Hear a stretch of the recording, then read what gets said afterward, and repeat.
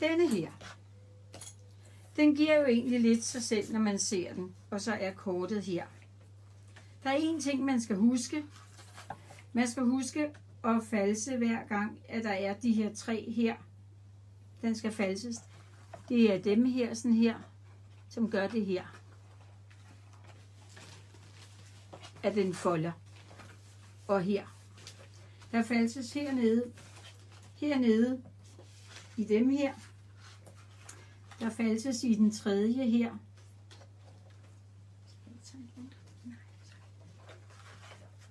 Og når man begynder, først har man skåret hele vejen udenom, sådan, og har falset, gjort klar til man falser, og man går over til pyntepapiret, så skal man huske, hver gang man har lavet en pynte der, så skal man lime den over på kortet.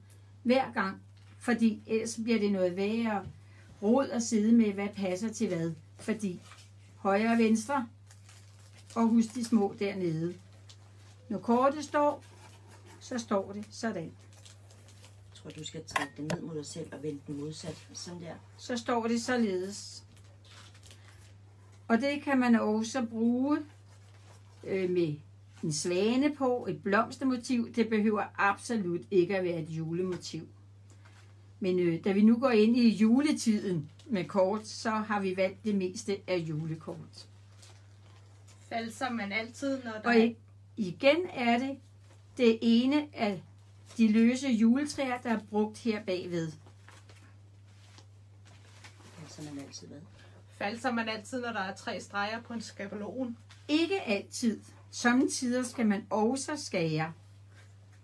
Men her der er det kun at false. Jeg vil vise jer et, hvor man ikke skal false, men skære.